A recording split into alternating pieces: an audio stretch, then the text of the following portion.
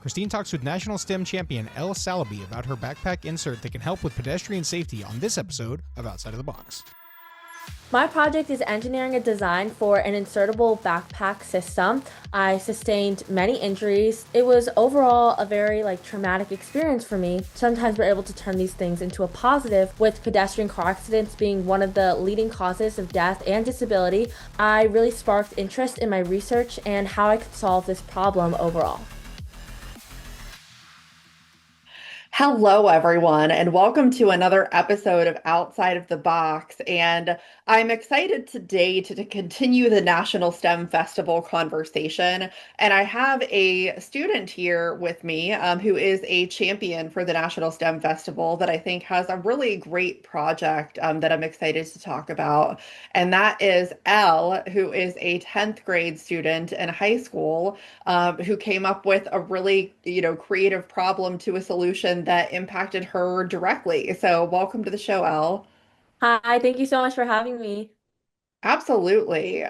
So I, watched your video for your project and read about it. And, you had unfortunately had a situation where you were struck by a car walking to school, which is sadly too common, I think. We've seen this happen a couple times in the area where I live, and it's just incredible that, there's so many people that just aren't paying enough attention when there's kids walking to school all over the place.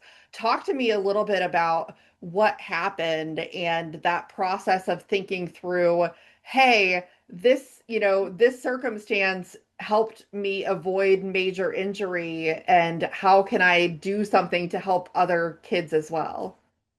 Yeah, so initially, obviously, it was such a big shock for myself and my family. In eighth grade, and during my second semester, when I was walking home from school, was hit by a car, as you mentioned, and I was hospitalized for days.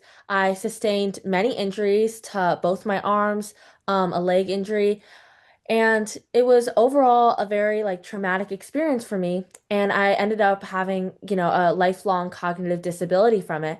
But, I don't want to focus too much on the negatives because so often in times we can all get caught up in the negatives of our experiences, but sometimes we're able to turn these things into a positive, which is kind of what I did here because I noticed that it's such a big issue for myself and others, with pedestrian car accidents being one of the leading causes of death and disability among youth and children in the United States. And so I really sparked interest in my research and how I could solve this problem overall. Well, that's great. I mean, I think that it's important to recognize potential solutions, especially when it's something that you've encountered personally.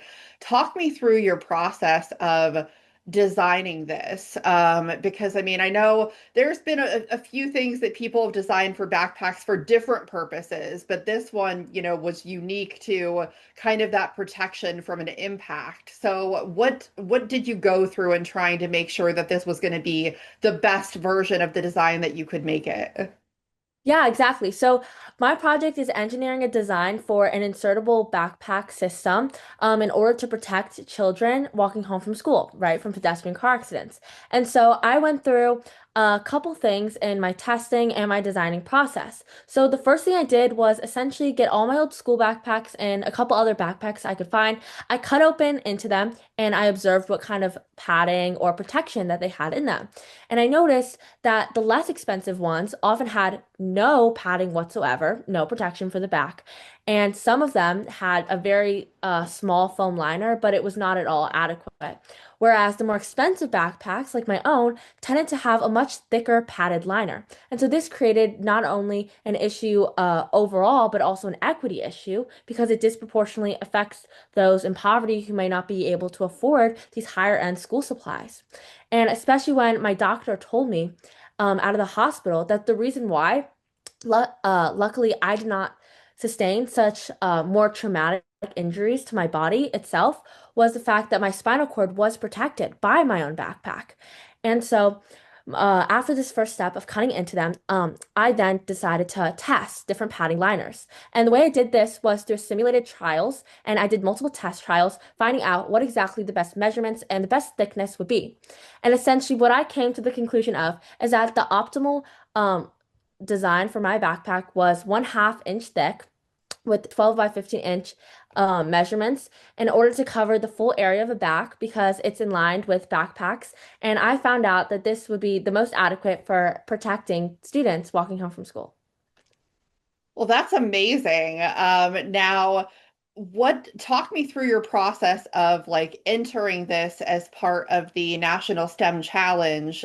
Because I mean, it's great to design something, but it's even better to kind of put it into this type of competition where you can get stronger visibility on what you're trying to do and possibly like collaborate with other people who have similar ideas. So tell me about your decision to like sign up for this and about hearing that you had been chosen as a STEM champion. Okay, yeah. So when I first decided to enter it into the STEM Fest competition, I had already entered it as my science fair project. But when I decided to do this, essentially I heard about it a year ago from an Instagram post, and I actually was a STEM Fest champion myself last year as well. And so when I entered it this year, I was like, I knew I wanted to do it again because it was such an amazing opportunity and experience for me last year. And after completing it, I was very excited. I knew that I really had hopes of, getting to make it to DC once again. It was such an amazing experience last time. And when I actually opened the email and I found out that I did make it, I was so stunned and so excited. And I really couldn't believe it because I just couldn't believe that I was chosen once again. It was just so amazing.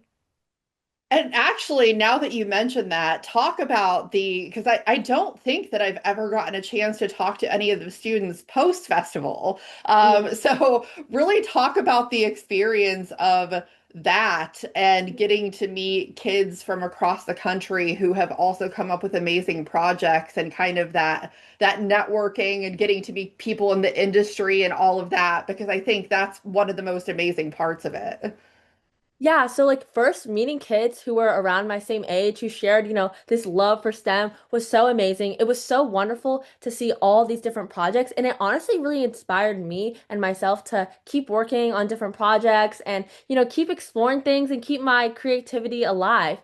And the fact that I got to meet so many different connections is just so amazing for myself because I think it's so often that you're surrounded by the same people every year. At least for myself, I've gone to the same public school in the same town for my entire life, pretty much. But the fact that I was able to travel out of my state, go to DC, and meet all these people, I thought it would be a once in a lifetime opportunity. But luckily, I get to do it once again, which is so amazing.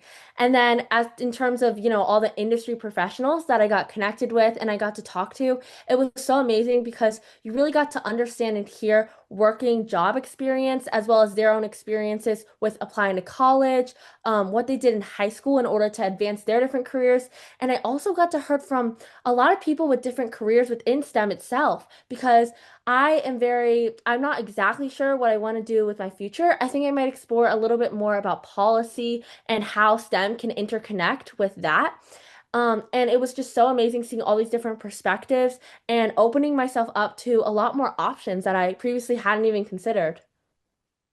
Yeah, and I think that that's a really good point to talk about too, because something that I've previously talked to Carrie about, Carrie Byron, is that STEM is more than just a couple of different fields that you can go into. STEM is actually way broader than most people think of, and that really opens you up to a lot of possibilities. Kind of thinking through that, I mean, is there any areas that stand out for you that you're kind of leaning towards as maybe that's the thing that I want to do? Because you're still young. You still have a couple more years of high school left to go. Yeah, yeah, I'm a sophomore, so I got 2 more years before I have to make my final decision. But right now, I really sparked my interest in engineering with this project because obviously I have my own prototype that I developed. And yeah, so I would like to look at engineering, but I'm also kind of exploring law in like the legal field because I participate in mock trial. And so overall, I'm really interested in how policy intersects with STEM and like what we learn and how science can inform a lot of the policy decisions that leaders make and a lot of our choices for what we advocate for within our own laws. And yeah, so overall, I think that I'm exploring a lot of different pathways in life. I'm in advanced chem right now, but I'm taking AP Bio next year. And the following year, I plan to take AP Environmental Science. So that's kind of like a broad range that I'm covering. So I'm excited to just see wherever my future leads me and where I go. So. Well, that's good to hear that you're exploring a few different avenues because I think that's a good place to be at this point in your high school career, to not kind of set yourself in one direction just yet. Yeah. Now, I want to talk a little bit about just, because it sounds like you're very passionate about STEM. Is this something that you were interested in like before the situation happened with the accident? Because I don't think that like something like that just happens and then all of a sudden you're like, oh, I want to create this thing. Usually there's some like love of it before that that leads you to want to do something like that.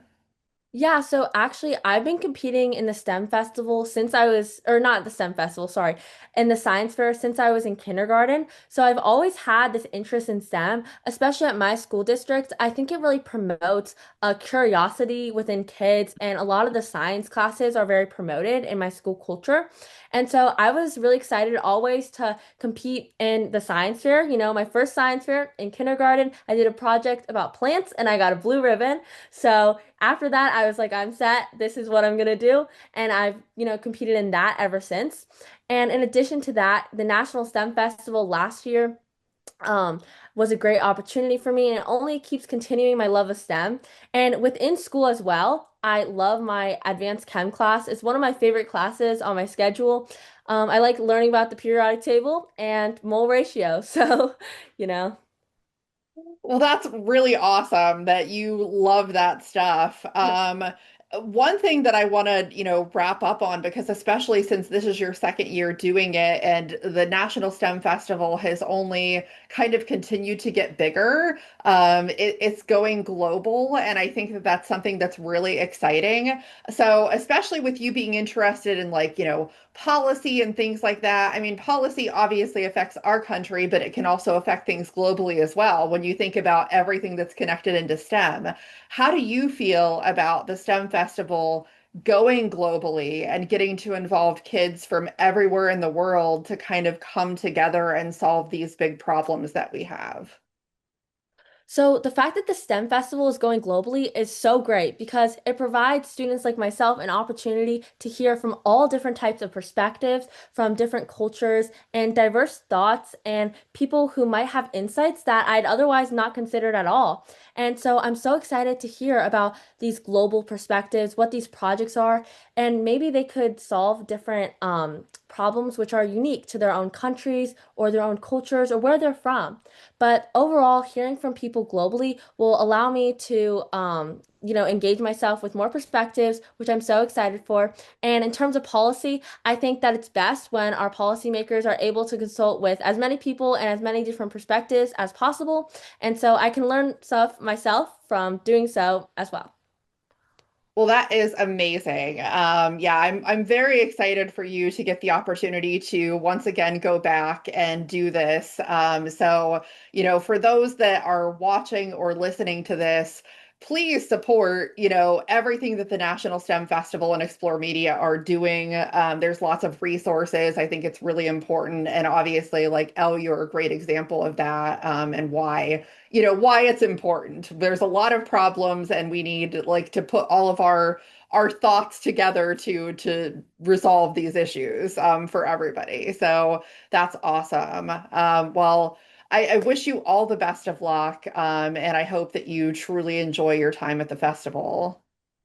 Thank you so much. I know I'm going to have such a great time at the festival, and thank you so much for having me on. I enjoyed this so much. Yeah, absolutely. And for anybody that's watching, please make sure that you like, share, subscribe, comment, engage. Put this content out there. Just blow it up all over the place because I think everybody needs to hear about these amazing kids and what they're doing. So stay tuned, and we'll see everybody next time on the show.